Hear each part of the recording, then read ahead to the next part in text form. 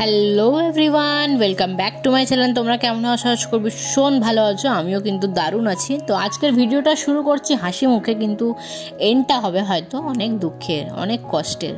তো কেন বলছি সে কথা একদম এন্ডে গিয়েই না হয় বলবো। এখন চলো প্রথমে হাসির মুহূর্তগুলো ভালোভাবে এনজয় করে নিই। তো আজকে এসেছিলাম ত্র্যম্বকেশ্বর, নাসিকটা ঘোরাতে নিয়ে এসেছিলাম মাদেরকে আর কি। আমাদের ঘর থেকে নাসিকটা মোটামুটি 4 ঘন্টা লাগে, 4 থেকে 4.5 ঘন্টা। তো ওই জন্য আমরা ভাবলাম তো প্রথমে আগে ত্র্যম্বকেশ্বর চলে যাই। ত্র্যম্বকেশ্বর আগে শিব মন্দিরে পুজো ফুজো দিয়ে নিই, কারণ এখানে না খেয়ে দিয়ে বাস ভালো লাগে না, পুজো দিলে উপোস টুপোস করেছিলাম। তো সেই জন্য যখন এসে দেখি এখানে, তখন মানে একদম ফাঁকা। আমরা যখন প্রথমবার দর্শন করেছিলাম ঠাকুরের, বাপ রে বাপ, কি ভিড় কি ভিড় কি ভিড়, এত লোকের পেছনে দাঁড়িয়েছিলাম। যাই হোক, এবারে খুব মানে সেই জায়গাগুলো ঘুরে ঘুরে এসছি, যে জায়গাগুলোতে দাঁড়িয়েছিলাম আর কি, ওই জায়গাগুলো ঘুরে ঘুরে এসছি। মানে দাঁড়ানোর সুযোগ নেই, তো দৌড়াচ্ছি আমরা, মানে এতটা ভেতরে যেহেতু অনেক লাইন যেরকমভাবে থাকে, কিন্তু এরকমভাবে তো গোল গোল গোল গোল ঘুরিয়েছে, কিন্তু আমাদের ঘুরতে হয়নি। আমরা মানে ঘুরেছি, কিন্তু আমাদের ছুটতে ঘুরেছি আর কি, দাঁড়াতে ঘুরিনি। বেশ ভালো লাগছিলো, খুব ভালোভাবে মাদেরকে ঘোরালাম আজকের মন্দিরটা, ত্র্যম্বকেশ্বরটা খুবই ভালো লাগলো। ত্র্যম্বকেশ্বর মন্দির মায়ের আর মা বাবার একটা জ্যোতির্লিঙ্গ হলো, আমাদের মতো জ্যোতির্লিঙ্গ একটা হলো। হ্যাঁ, জ্যোতির্লিঙ্গ আরও আমাদের এখানে 3টে আছে, সেগুলোও পূরণ করার চেষ্টা করব। দেখা যাক, দ্বারকাও এখান থেকে, দ্বারকা নগরীও কিন্তু এখান থেকে সামনে, যদি কপালে থাকে তবে অবশ্যই কিন্তু দ্বারকা নগরীটাও কিন্তু আমাদের পূরণ হয়ে যাবে সুন্দরভাবে। সোমনাথটাও কিন্তু এখান থেকে সামনে। তো যাই হোক, কতটা কি হয় জানি না, বলে রাখলাম এখন থেকে, হয়তো কখনো কখনো দেখতে পাবে আমার ব্লগে এইসব ভিডিওগুলো, এবং দর্শন তোমরাও কিন্তু করতে পারবে অবশ্যই। কিন্তু এখানে ভিডিও করা একদমই নেই, অ্যালাউ নেই। তো একদম ভেতরে ভেবেছিলাম জ্যোতির্লিঙ্গটা আমি আজকে ভিডিও করব, কিন্তু উপায় পেলাম না। মানে সেই সময় তো ফাঁকা ছিল, কিন্তু এত আমি তখন মানে সেই গভীরভাবে দেখতে ব্যস্ত, তো ওই জন্য আমি আর ভিডিও তুলতেই পারিনি। আর তুলতে গেলেই বকছে ওরা, ভেতরের লোকগুলো বকছিল। তো আমি কোনো রকম করে টুকটাক যে ভিডিওগুলো তোলা যায় আর কি, কোনো রকম করে চেষ্টা করেছি কিছুটা তোলার চেষ্টা করেছি। হ্যাঁ, ক্যামেরাতে না, মানে যে টিভিগুলো হয়, টিভিগুলোতে তোলার চেষ্টা করি। এখানে লেখা আছে শ্রী ত্র্যম্বকেশ্বর মন্দির। তো চলো বেশি বকবক করবো না, ছবিগুলো দিয়ে দিলাম প্রথমেই, ছবিগুলো দেখে নিলে তোমরা। এবার ভিডিওটা দেখো, যতটুকু পেরেছি ততটুকু তোমার সাথে শেয়ার করার চেষ্টা করেছি।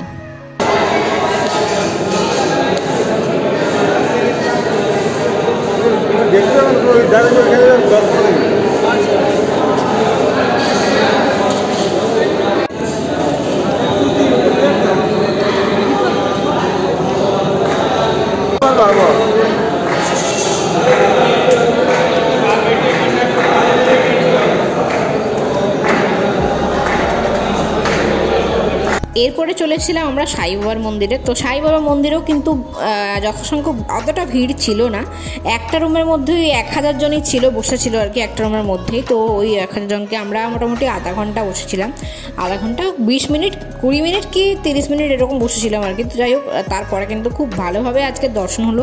আর দর্শন হওয়ার পরই আমরা যখন ওই মানে নিচে এসে ওই যে পাতাটা ঘুরছিলাম, নিম পাতাটা গোল গোল ঘুরছিলাম, একটা আমাদের খুব ভালো একটা হয়েছে। আমাদের ঘোরার সময় কিন্তু 2-3টা নিম পাতা পড়েছে, এবং নিম পাতাগুলো এত বড় বড় সাইজ, এমনি নিম পাতা থেকে অন্যরকম পুরো একদম। তো আমি কি করেছিলাম, আমি বাড়িতে নিয়ে এসেছিলাম একটা কাগজের টিস্যুর উপরে মুড়ি করে নিয়ে চলে এসেছিলাম।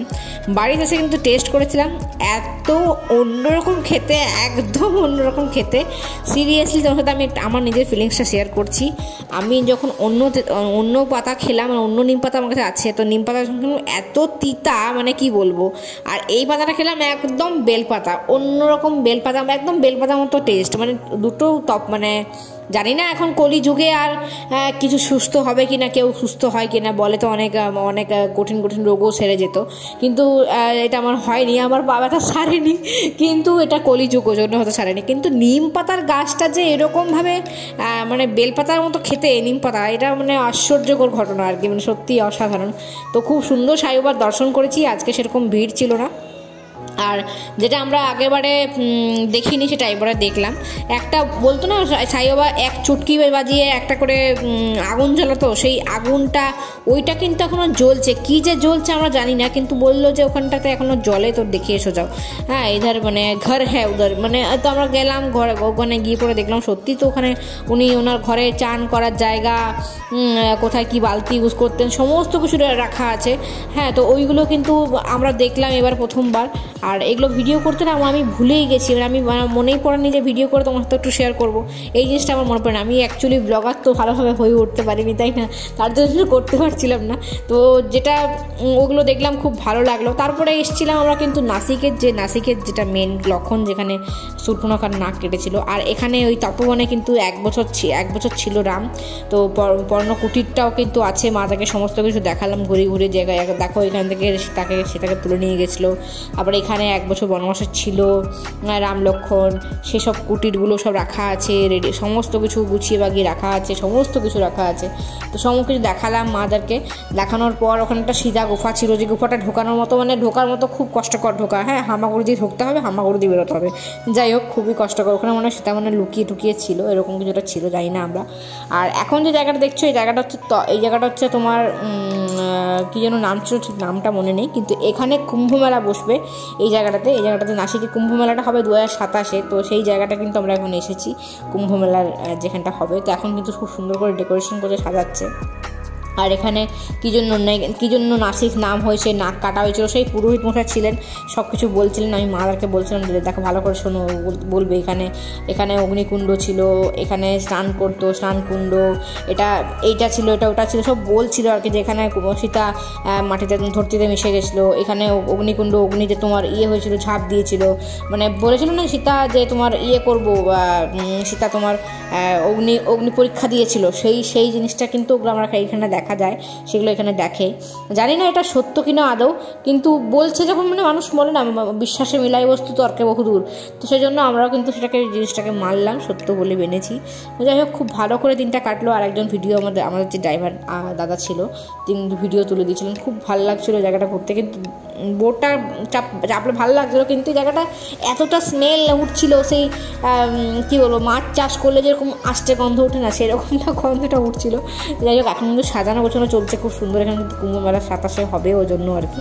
আর খুব ভালো করে দিনটা কাটালাম ঠিকই। এই জায়গাটা একটা কথা কাটাকাটি, একটা রাগ, একটা খারাপ লাগা চালু হয়েছিল আমাদের, কারণ আমার মেয়ে খুব দুষ্টুমি করছিল, সেজন্য আমি মেরে দিয়েছি ওকে, খুব জোর মেরেছি। তো সেজন্যই সেটার জন্য বমি টমি করেছে, একাকার অবস্থায়, কান্না কাটি, কিছুতেই আসতে চাইছে না আমার কাছে, না মা বদমাইশ, মা খুব খারাপ, এরকম ধরনের কথাবার্তা বলছিল। আমার মা বাবাকে বোঝাচ্ছিল, কিন্তু বুঝছিল না। যাই হোক, এইসব ঘটনাগুলো ঘটছিল। কার ভালো লাগে বলো, বাইরে গিয়ে ঘুরতে গিয়ে যদি বাচ্চারা দুষ্টুমি করে, তখন মাথা গরম হয়েই যায় অটোমেটিক।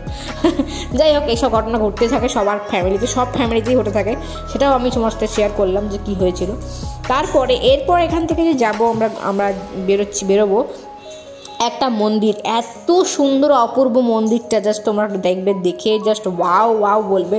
এত সুন্দর মন্দিরটা, তোমরা যদি কেউ আসো এখানে, অবশ্যই মন্দিরটা কিন্তু ভিজিট করবে। মন্দিরটা কোথায় আমি ঠিক জানি না, কিন্তু আমরা যে বেরোলাম এখান থেকে, এই তপবন থেকে, তারপরে কিন্তু ওইখানে কিন্তু মন্দিরটা আছে। বেরিয়ে আমরা জায়গাটা পেলাম আর কি। যাই হোক, খুব ভালো করে আজকের দিনটা কাটলো ঠিকই, কিন্তু একটু পরেই একটু মন খারাপের সুর বাজবে আর কি। তো সেটার জন্যই আর কি কষ্ট হচ্ছে, সেটা লাস্টে গিয়ে বলবো। আর সেই মন্দিরটা যেটার নাম করছিলাম, এটা হচ্ছে স্বামীনারায়ণ মন্দির। এই মন্দিরটার আদলে কিন্তু আরেকটা মন্দির হবে, যেটা আমাদের ফ্ল্যাটের অপোজিটেই হবে। কখনো মাঠে দেখাই না, মাঠটা ফাঁকা মাঠ দেখাই, ওই জায়গাটাতে কিন্তু এই ধরনের একটা মন্দির কিন্তু আমাদের হতে চলেছে, আমাদের ফ্ল্যাটের অপোজিট দিকে।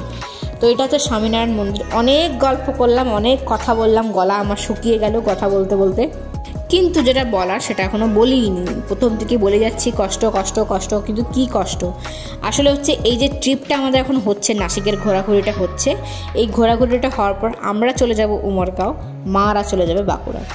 এখান থেকেই আমাদের হবে জায়গা, ডেস্টিনেশন আলাদা। মাদের এখান থেকেই ট্রেন, ওই জন্য আমরা প্ল্যান করেছিলাম যে নাসিকটা ঘুরেই একদম মাদেরকে চাপিয়ে দেবো ট্রেনের মধ্যে, তাহলে মারা চলে যাবে আর আমরাও কিন্তু উমরগাঁও চলে যাব। তো ওই জন্যই বলছিলাম যে অনেকক্ষণ ধরে যে কষ্ট কর একটু পরে খুব মানে কষ্ট হবে ছেড়ে দিতে মাদেরকে। তো এত সুন্দর মন্দিরটা, জাস্ট ওয়াও ছিল, খুব সুন্দর মন্দিরটা। আমার লাস্ট মানে এই জায়গাটা, নাসিক ট্যুরটা খুব ভালো লাগলো, মাদের খুব ভালো লেগেছে, মাদের জায়গাটা খুবই ভালো লেগেছে। অ্যাকচুয়ালি জায়গাটা এত মনোরম, এত ভালো, এত মন্দির টন্দির আছে, এবং সমুদ্রটা এত ভালো, এই জন্য কিন্তু মাদের এখন জায়গাটা খুব ভালো লেগেছে। তো বেশি কথা বলবো না, মন খারাপ তো অবশ্যই লাগছে, এখন ভিডিওটা এডিট করতে করতে মন খারাপ লাগছে। হয়ে গেছে অনেকদিন আগেই মারা চলে গেছে, আজ হয়ে গেছে 1 মাস। তো চলো তোমরা ভিডিওটা দেখো, তারপর কথা বলছি।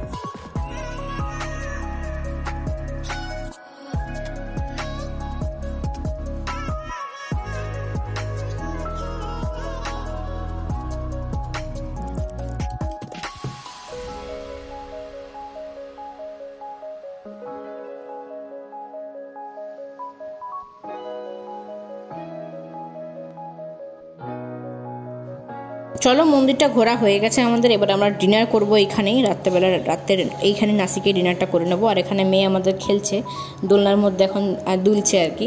তো ভিডিওটা বেশি আর বাড়াবো না, ভিডিওটা এন্ড করার জন্য কিন্তু thanks for watching this video লিখেই দিয়েছি আমি।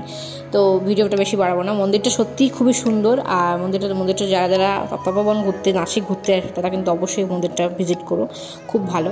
তো চলো, মারা আমাদের খাওয়া দাওয়া তো কমপ্লিট হয়ে গেছে, মাদের ট্রেনের কাছে চলে এসেছি এবং ট্রেন আমাদের মাদের ছেড়েও দিয়েছে, মাদেরকে উঠিয়ে দিয়েছি। কষ্ট লাগছে ঠিকই, কিন্তু কি করা যাবে বলো, মাদের যেতেই হবে, মায়ের ডিউটি আছে, বাবার দোকান আছে। চলো ভিডিওটা আজকে এন্ড করে দিচ্ছি, ভালো লাগলে লাইক করে দিও, দেখা হচ্ছে পরের ব্লগে, ততক্ষণ খুব ভালো থেকো, টাটা।